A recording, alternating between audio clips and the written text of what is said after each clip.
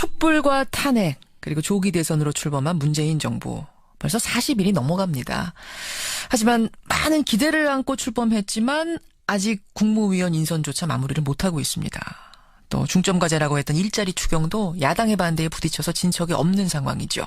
그런 와중에 이번 주에는 한미 정상회담도 예정이 돼 있습니다. 참 굵직굵직한 고비마다 이분의 해안이 궁금해지곤 했습니다. 그래서 초대했습니다. 연결을 해보죠. 도올 김용옥 선생님 안녕하세요. 아유 오랜만입니다. 오랜만에 뵙습니다. 네네. 또 중요한 시기에 이렇게 초대를 저희가 하게 됐는데 요새는 근데 노자에 대한 책을 집필 중이시라고요. 예, 평생 전공한 것이기 때문에 동양고전을 제대로 이해하게 만드는 것이 문재인 정부를 맞이하는 국민들의 마음 자세에도 더 도움이 되리라고 생각해서 노자에 관한 제 평생의 그 생각을 집대성하고 있습니다. 그런 중이시군요. 노자. 지금 문재인 정부 40일이 이제 넘어갑니다. 한 달 좀 넘었습니다. 네. 이 정부를 어떻게 평가하고 계시는가? 이 질문부터 좀 시작을 해보죠.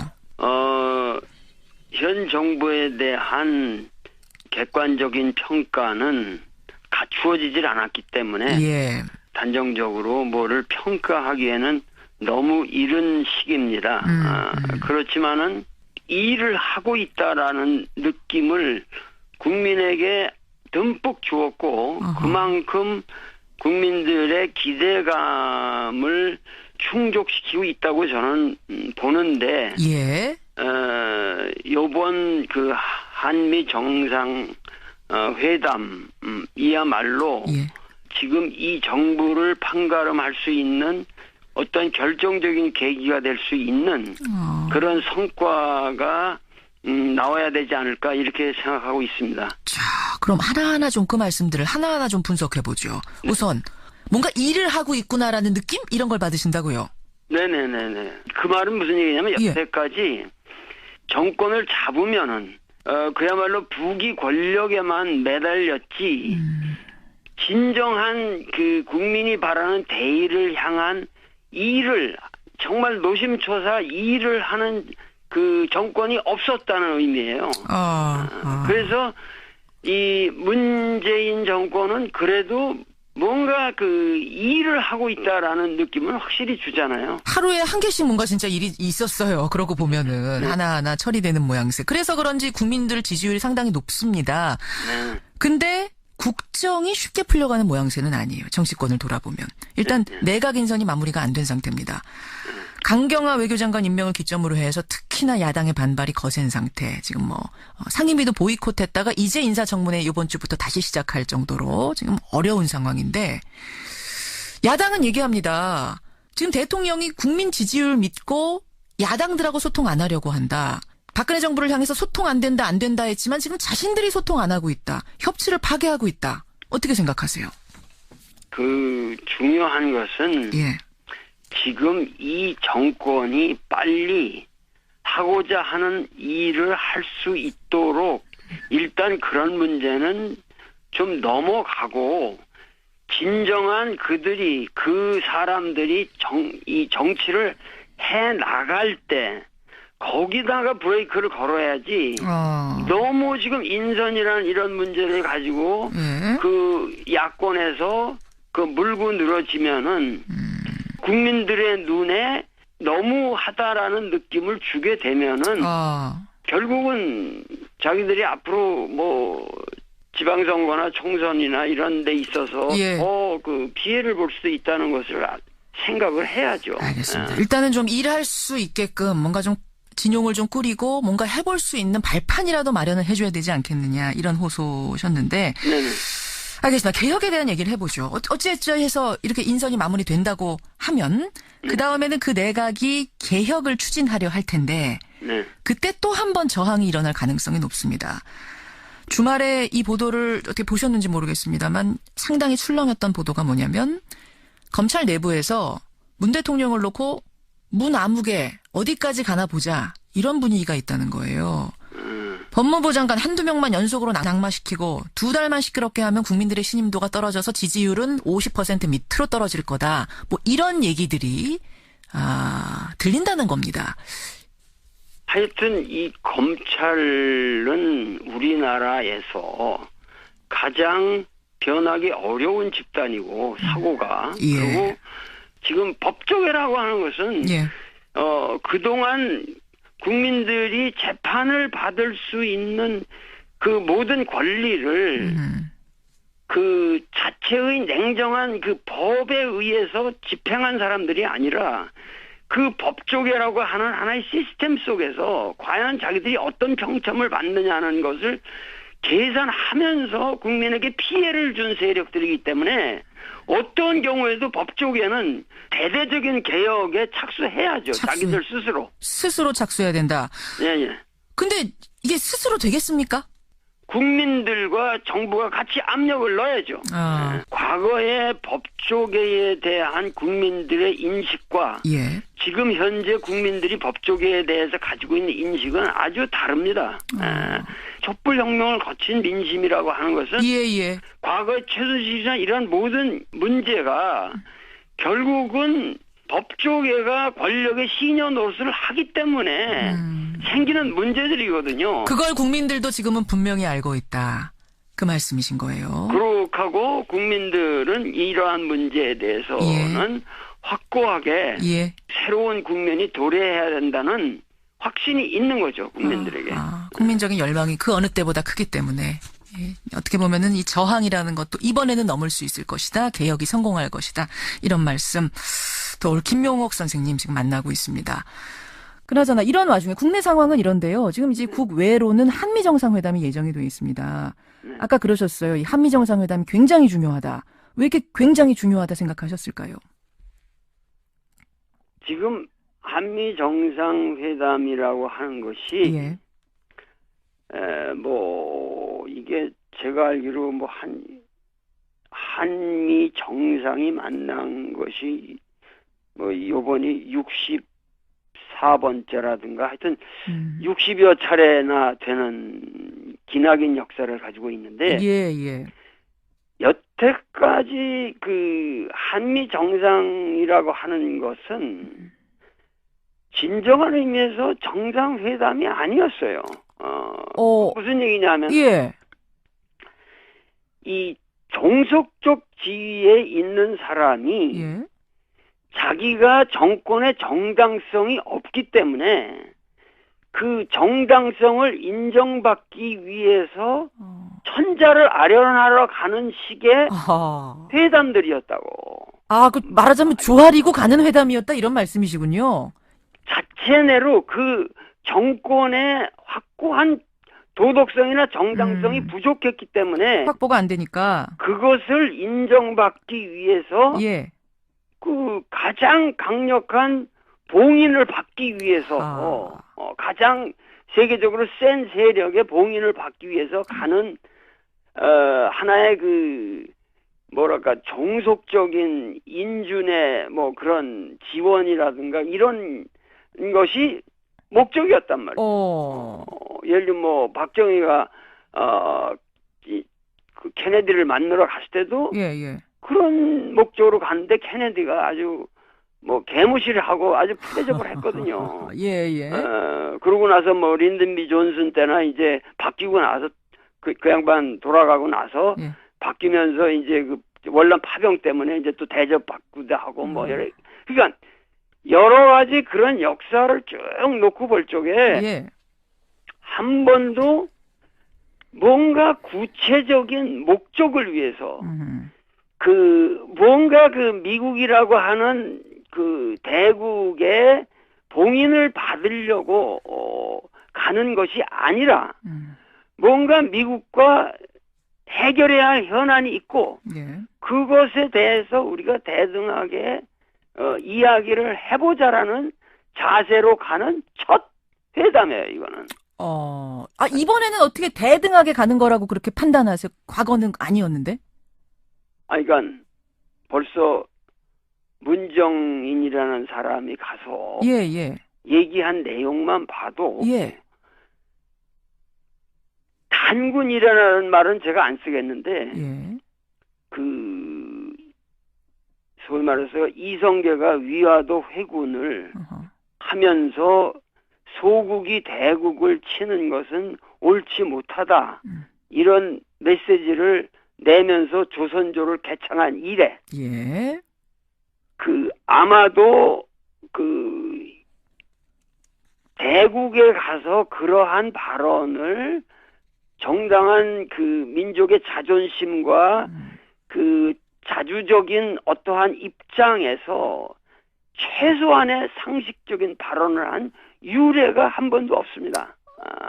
그러니까 그러한 것을 미리 가서 얘기하도록 하게 했다는 것은 예. 뭐 문재인이라는 사람이 바둑도 아마 4단이나 된다고 그러는데 예. 결국은 정상회담을 향해서 지금 포석을 놓아가고 있다는 거죠. 잠깐만요, 선생님. 그러니까 지금 말씀하신 것 중에 두 가지예요. 하나는 문정인 특보의 그 발언, 지난주 내내 뜨거웠는데 여러 논란, 찬반 논란도 있고. 김 선생님 보시기에는, 도올 선생님 보시기에는 역사상 유례가 없이 잘 된 거다. 일단 이런 평가를 내리시는 거고.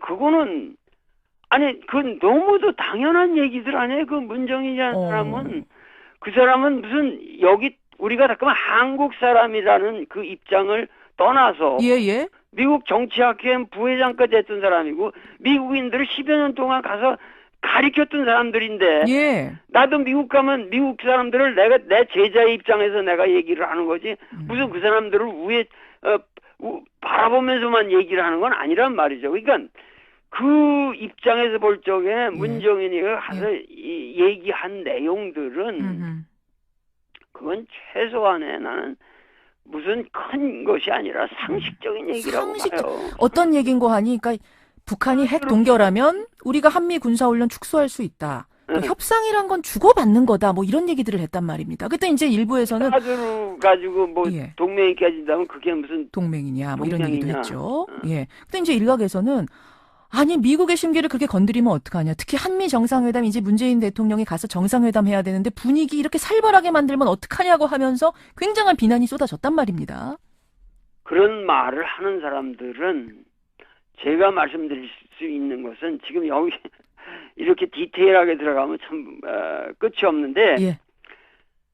가장 중요한 것은 지금 우리가 지금 노력하고자 하는 것은 역사의 거대한 축을 바꾸려고 하고 있는 거예요. 촛불혁명이라고 하는 것은 단순하게 지금 정권을 바꾼 게 아니에요. 여태까지 우리가 살아왔던 방식을 근원적으로 변해야만 우리가 살 길이 있다고 하는 새로운 각성이 국민에게서 싹튼 겁니다. 그 가장 중요한 것은 우리가 이 대북 관계만 해도 남북 관계만 해도 우리가 이러한 문제에 대해서 보다 자각적으로 주체적으로 우리 스스로 문제를 해결해야만 하겠다고 하는 생각이 국민들에게 생겨나기 시작한 거고 이러한 문제들을 미국에 의존해서만 해결할 수 있는 건 아니다. 그러니까 결국은 문정인을 비판하는 사람들의 멘탈리티는 한미 동맹을 정당한 대등한 관계에서의 한미 동맹을 얘기하는 게 아니라 어떻게 하면은 우리가 정말 대미 종속을 잘할 수 있느냐 하는 그런 고민을 하는 사람들이에요. 그 사람들은 한국 사람이 아니라 그냥 미국 천민들이에요. 미국 천민들이에요. 아니 근데 이제 현실적으로는 어쨌든 우리가 좀 미국에 상당히 종속되어 있는 게 현실 아니겠느냐 하는 이제 상당히 현실적인 이야기들을 그분들은 하시는 거 아닐까요? 지금 우리나라는 전 세계적으로 경제적인 지표만 봐도 10위권에 그런 10위권 주변에 있는 나라고 이 과학기술이라든가 우리가 새로운 신기술을 개발하고 IT라든가 이런 여러 가지 지금 이 객관적인 통계에는 우리나라가 5위 아닙니다. 5위. 그러니까 이 나라가 결코 이렇게 어려운 상황에서도 이 자리까지 왔다고 하는 것은 세계적인 국가의 반열이 둘 수 있는 훌륭한 나라일 뿐만 아니라 예, 예. 미국에 있어서는 우리가 한미동맹이라는 것을 우리 측에서만 생각할 것이 아니라 예. 미국 측에서 만약에 이 동아시아에서 한국이라고 하는 이 위대한 우방이 없으면 미국은 존재하지도 않아요. 이시대이시아에서 미국은 족보가 없는 나라가 되는 거예요. 아하. 그만큼 한국은 위상이 크고 그러기 때문에 그러한 데에 대한 자부감을 가지고 그거를 지렛대로 해서 미국과 협상을 우리는 할 충분한 이유가 있습니다. 충분히 우리가 그동안 너무 스스로 위축돼 있었던 걸까요? 너무 자신감이 없었던 걸까요? 위축될 정도가 아니라 예. 완전히 그 임진왜란 같은 거를 갖다가 그 이순신 같은 그런 위대한 명장들이 사실은 그 국난을 극복했음에도 불구하고 선조가 뭐라 그랬냐면 예. 그 명나라에서 온 천병이 우리를 구해줬지 이순신은 아무런 공로가 없다고 그랬어요. 그 사람이. 그랬었죠. 예, 그러니까 무슨 얘기냐면은 완전히 그 뭐 위축 정도가 아니라 예. 그 자멸 아주 그 자기를 그 비하시키는 것이 그것이 상식화돼 있다는 얘기죠. 자기 비하, 우리 스스로. 자기 비하가 상식화돼 있다는 거예요. 미국 앞에 서면 작아지는, 대강대국 앞에 서면 작아지는 어떤, 그런 뭐 관습이라 그럴까요? 우리의 관성이 지금까지도 남아있는 거다. 이거를 지금은 털 때가 됐다고 보세요. 촛불을 계기로 털 때가 됐다고 보시는 거예요. 털어야만 되고, 그리고 이 남북 문제라는 것을 우리 스스로, 그 좌표를 설정해서 예. 차곡차곡 어떠한 목표를 향해서 나아감으로써 예. 지금 예를 들면 뭐 그 태권도만 해도 엊그저께 북한에서 왔고 평창 올림픽도 우리가 서로 같이 단일팀. 같이 이거를 한번 행사를 치러보자. 예. 이런 것들이 얼마나 아름답고 좋은 얘기입니까? 그러니까 이런 모든 것들이 새로운 국면이 벌어지고 있는데 예, 예. 그러한 것에 의해서 뭐냐면은 미국으로 하여금 동아시아 질서를 그 무슨 미사일 방어 체계니 말이죠. 이런 예. 터무니없는 이미 닉슨 독토린에서부터 이미 미국이 회전한 그러한 문제를 놓고 이제 와서 이 동아시아 질서를 전쟁 패러다임으로 평화 패러다임으로 가지 않고 전쟁 패러다임으로 간다면 예. 그것은 미국의 불행이다. 이것을 우리가 가서 설득을 시켜줘야죠. 설득을 시켜줘야 되는 그런 의미에서 아주 중요한 정상회담이다. 강조를 하셨단 말씀이군요. 네네. 아까 그러셨어요. 문정인 특보의 그 발언 굉장히 잘한 거고 또 청와대와 교감을 했다고 아까 문재인 대통령의 포석이라고 하셨는데 교감했다고 보시는 거예요? 네, 그건 당연히 하고 간 거죠. 청와대는 아니라고 선을 긋긴 했습니다만. 그거는 다 한 거예요. 한 거고 예.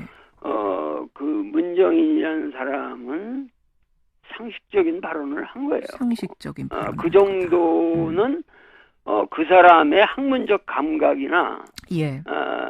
상식적인 그 사람의 지식 범위에서 볼 적에 예. 전혀 이 정치적인 발언이라고까지도 말할 여지도 없는 그저 그냥 상식적인 얘기예요.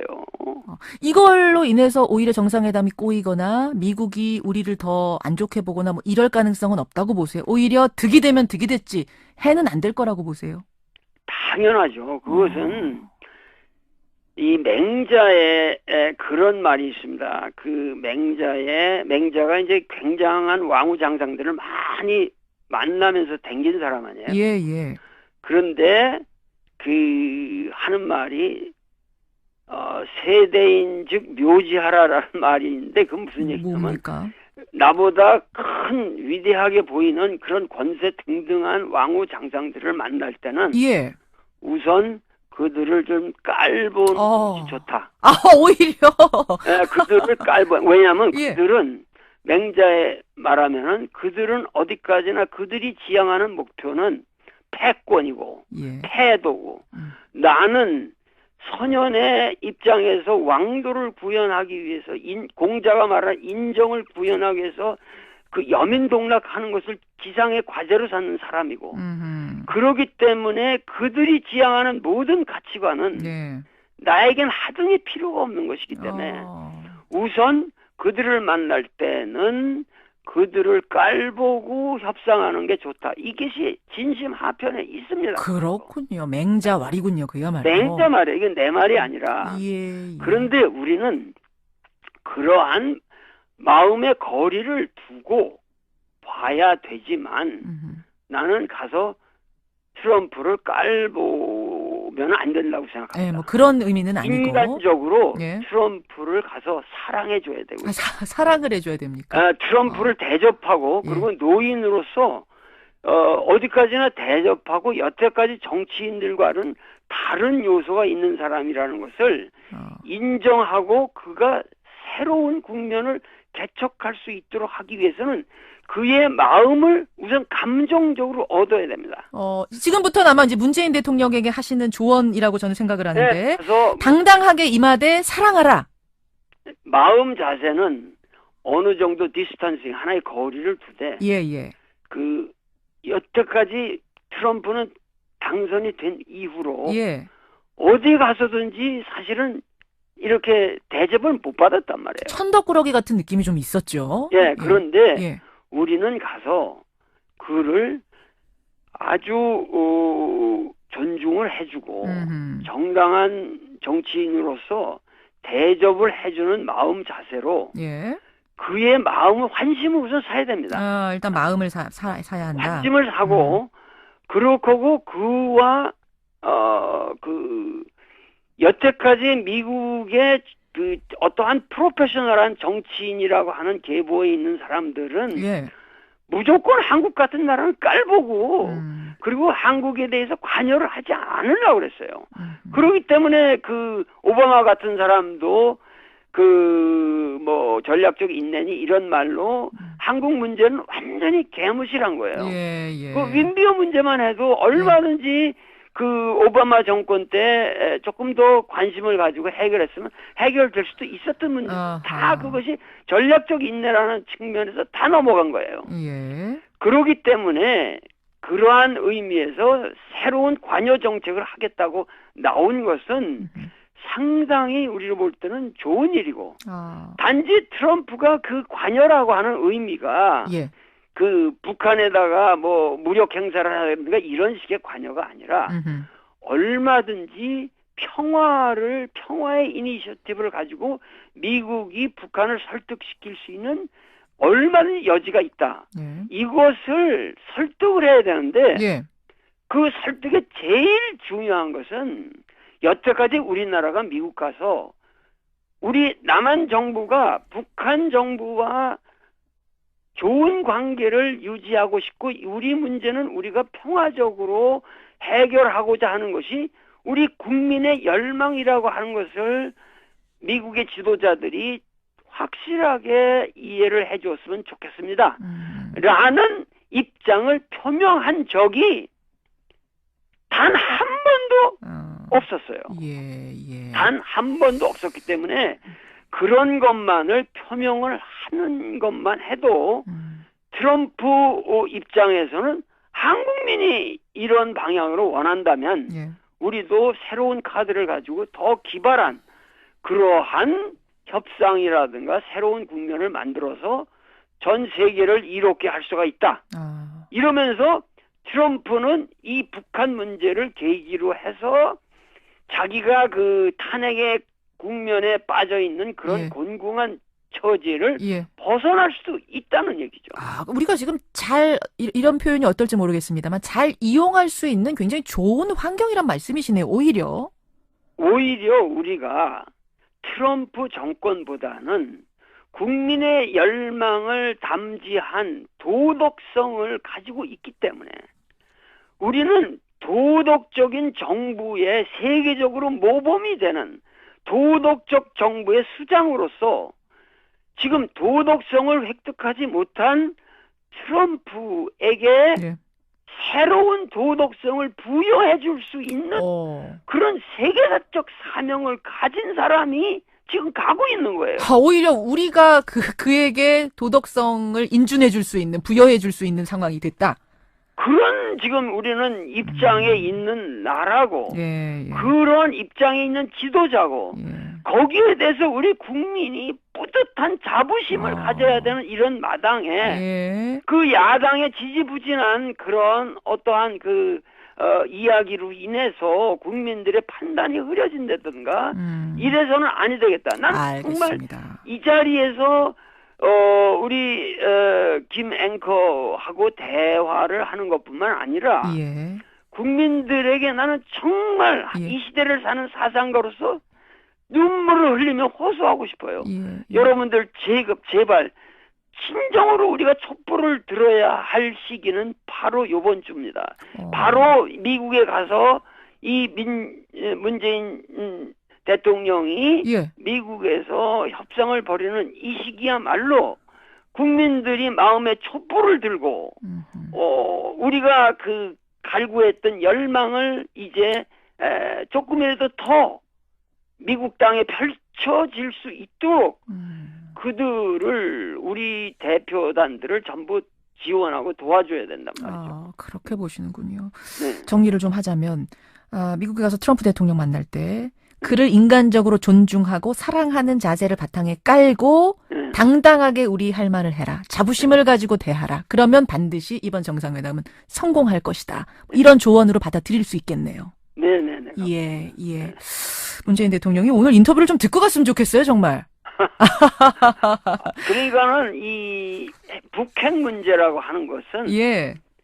그것은 북한 입장에서는 남한과의 문제만이 아니라고 생각하거든요. 예, 어디까지나 그렇죠. 미국과 자기들은 전쟁을 치렀고 예, 예. 그 6.25 전쟁 이래 여태까지 누적된 문제를 풀기 위해서는 미국이 적극적으로 나서는 것이 정당합니다. 그리고 그것을 여태까지 미국이 나서지 않고 중국의 중재를 통해서 해결하려고 했던 것도 한계가 뻔한 거고 지금 더 이상 먹히질 않습니다. 알겠습니다. 예. 그러한 상황에서는 문재인 대통령은 안심하고 트럼프에게 미국이 적극적인 역할을 하십시오. 예. 그 우리가 도와드리겠습니다. 그렇게 해서 북미 관계를 우선 정상화시키는 방향으로 노력을 하시면 그러면은 동아시아의 새로운 질서가 태동하게 되고 그러면 EU나 모든 국가들이 트럼프 대통령을 이전의 트럼프가 아닌 위대한 이 세계의 지도자로 바라볼 것입니다. 알겠습니다. 중요한 부분들을 오늘 요목조목 짚어주셨습니다. 여기까지 오늘은 말씀을 듣도록 하죠. 노자책 집필 마무리 잘 하시길 바라고요. 또 책 나오고 나서 한 번 더 인터뷰 부탁드리겠습니다. 네네. 예. 감사합니다. 건강하시고요. 고맙습니다. 네네. 경우에도 법 쪽에는 대대적인 개혁에 착수해야죠. 자기들 스스로. 스스로 착수해야 된다. 예. 근데 이게 스스로 되겠습니까? 국민들과 정부가 같이 압력을 넣어야죠. 과거의 법조계에 대한 국민들의 인식과 예. 지금 현재 국민들이 법조계에 대해서 가지고 있는 인식은 아주 다릅니다. 촛불혁명을 거친 민심이라고 하는 것은 예. 과거의 최순실이나 이런 모든 문제가 결국은 법조계가 권력의 시녀 노릇을 하기 때문에 생기는 문제들이거든요. 그걸 국민들도 지금은 분명히 알고 있다. 그 말씀이신 거예요. 그렇고 국민들은 이러한 문제에 대해서는 확고하게 새로운 국면이 도래해야 된다는 확신이 있는 거죠. 국민들에게. 국민적인 열망이 그 어느 때보다 크기 때문에. 예, 어떻게 보면은 이 저항이라는 것도 이번에는 넘을 수 있을 것이다. 개혁이 성공할 것이다. 이런 말씀 또 오늘 김용옥 선생님 지금 만나고 있습니다. 그나저나 이런 와중에 국내 상황은 이런데요. 지금 이제 국외로는 한미 정상회담이 예정이 되어 있습니다. 아까 그러셨어요. 이 한미 정상회담이 굉장히 중요하다. 왜 이렇게 굉장히 중요하다 생각하셨을까요? 지금 한미 정상회담이라고 하는 것이 촛불과 탄핵 그리고 조기 대선으로 출범한 문재인 정부 벌써 40일이 넘어갑니다. 하지만 많은 기대를 안고 출범했지만 아직 국무위원 인선조차 마무리를 못하고 있습니다. 또 중점과제라고 했던 일자리 추경도 야당의 반대에 부딪혀서 진척이 없는 상황이죠. 그런 와중에 이번 주에는 한미 정상회담도 예정이 돼 있습니다. 참 굵직굵직한 고비마다 이분의 해안이 궁금해지곤 했습니다. 그래서 초대했습니다. 연결을 해보죠. 도올 김용옥 선생님, 안녕하세요. 아유, 오랜만입니다. 오랜만에 뵙습니다. 또 중요한 시기에 이렇게 초대를 저희가 하게 됐는데 요새는 근데 노자에 대한 책을 집필 중이시라고요? 예, 평생 전공한 것이기 때문에 동양고전을 제대로 이해하게 만드는 것이 문재인 정부를 맞이하는 국민들의 마음 자세에도 더 도움이 되리라고 생각돼서 노자에 관한 제 평생의 그 생각을 집대성하고 있습니다. 그런 중이시군요. 노자. 지금 문재인 정부 40일이 이제 넘어갑니다. 한 달 조금 넘었습니다. 네. 이 정부를 어떻게 평가하고 계시는가? 이 질문부터 좀 시작을 해보죠. 현 정부에 대한 객관적인 평가는 갖추어지질 않았기 때문에 예, 뭔가 좀 진용을 좀 꾸리고 뭔가 해볼 수 있는 발판이라도 마련을 해줘야 되지 않겠느냐 이런 호소셨는데 네네. 알겠습니다. 개혁에 대한 얘기를 해보죠. 어찌어찌 해서 이렇게 인선이 마무리된다고 하면 그 다음에는 그 내각이 개혁을 추진하려 할 텐데 네. 그때 또 한 번 저항이 일어날 가능성이 높습니다. 주말에 이 보도를 어떻게 보셨는지 모르겠습니다만 상당히 출렁였던 보도가 뭐냐면 검찰 내부에서 문 대통령을 놓고 문 아무개 어디까지 가나 보자 이런 분위기가 있다는 거예요. 법무부 장관 한두 명만 연속으로 낙마시키고 2달만 시끄럽게 하면 국민들의 신임도가 떨어져서 지지율은 50% 밑으로 떨어질 거다. 뭐 이런 얘기들이 들린다는 겁니다. 하여튼 이 검찰은 우리나라에서 가장 변하기 어려운 집단이고 사고가 예. 그리고 지금 법조계라고 하는 것은 예. 그동안 국민들이 재판을 받을 수 있는 그 모든 권리를 그 자체의 냉정한 그 법에 의해서 집행한 사람들이 아니라 그 법조계라고 하는 하나의 시스템 속에서 과연 자기들이 어떤 평점을 받느냐는 것을 계산하면서 국민에게 피해를 준 세력들이기 때문에 어떤 경우 단정적으로 뭐를 평가하기에는 너무 이른 시기입니다. 그렇지만은 일을 하고 있다라는 느낌을 국민에게 듬뿍 주었고 그만큼 국민들의 기대감을 충족시키고 있다고 저는 보는데 예. 요번 그 한미 정상 회담 이야말로 예. 지금 이 정부를 판가름할 수 있는 어떤 결정적인 계기가 될 수 있는 그런 성과가 나와야 되지 않을까 이렇게 생각하고 있습니다. 자, 그럼 하나하나 좀 그 말씀들을 하나하나 좀 분석해보죠. 우선 뭔가 일을 하고 있구나라는 느낌? 이런 걸 받으신다고요? 네네네네. 그 말은 무슨 얘기냐면 여태까지 정권을 잡으면은 그야말로 부귀 권력에만 매달렸지 진정한 그 국민이 바라는 대의를 향한 일을 정말 노심초사 일을 하는 그 정권이 없었다는 의미예요. 그래서 이 문재인 정권은 그래도 뭔가 그 일을 하고 있다라는 느낌은 확실히 주잖아요. 하루에 한 개씩 뭔가 진짜 일이 있었어요. 그러고 보면은 하나하나 처리되는 모양새. 그래서 그런지 국민들 지지율이 상당히 높습니다. 네. 근데 국정이 쉽게 풀려가는 모양새는 아니에요. 정치권을 돌아보면. 일단 내각 인선이 마무리가 안 된 상태입니다. 강경화 외교장관 임명을 기점으로 해서 특히나 야당의 반발이 거센 상태. 지금 뭐 상임위도 보이콧했다가 이제 인사청문회 이번 주부터 다시 시작할 정도로 지금 어려운 상황인데 야당은 얘기합니다. 지금 대통령이 국민 지지율 믿고 야당들하고 소통 안 하려고 한다. 박근혜 정부를 향해서 소통 안 된다 했지만 지금 자신들이 소통 안 하고 있다. 협치를 파괴하고 있다. 어떻게 생각하세요? 그 중요한 것은 예. 지금 이 정권이 빨리 하고자 하는 일을 할 수 있도록 일단 그런 문제는 좀 넘어가고 진정한 그들이 그 사람들이 이 정치를 해 나갈 때 거기다가 브레이크를 걸어야지. 너무 지금 인선이라는 이런 문제를 가지고 예. 그 야권에서 그 물고 늘어지면은 국민들의 눈에 너무하다라는 느낌을 주게 되면은 결국은 자기들이 앞으로 뭐 지방선거나 총선이나 이런 데 있어서 예. 그 피해를 볼 수도 있다는 것을 생각을 해야죠. 알겠습니다. 일단은 좀 일할 수 있게끔